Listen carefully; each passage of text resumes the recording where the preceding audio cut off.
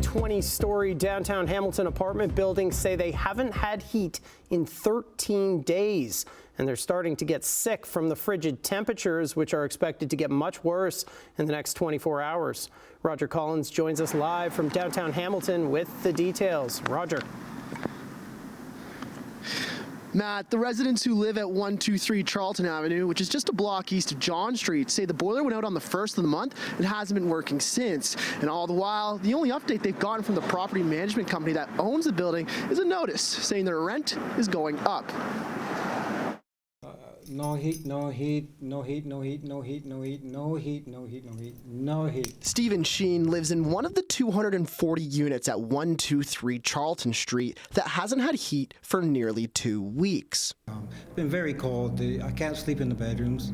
It's too cold. I go home, sleep on the couch with the heater beside me and the oven is on. In his bedroom, a thermometer with a reading below the legal limit of 20 degrees Celsius. But he's not the only one. Another resident sent us this photo, which shows an even colder temperature, 11 degrees. The tenants here say since the new owners have taken over, there's been little to no communication, except for their rent increase. The first of the month? Yes. But nothing about the heat. Nothing about the heat. And while some were willing to go on camera, some weren't, saying they were afraid of retribution from the building's new owners.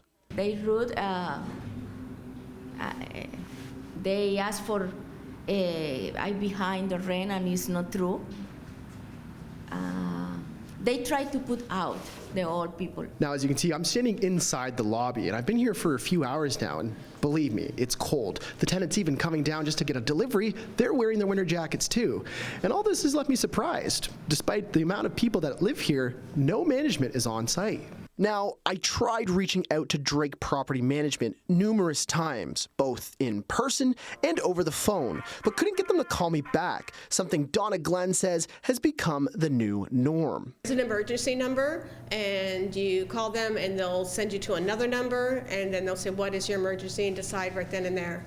So I said, there is no heat. Oh, well, it's being worked on, so there's nothing I could do for you. And then she hung up. I understand that it's going to get very cold in the coming days. So I guess we'll have to see what happens. Now, there are a lot of people who live in this building, including young people, senior citizens, and some with disabilities. And with the temperatures expected to just plunge over the next few days, living here is only going to get harder.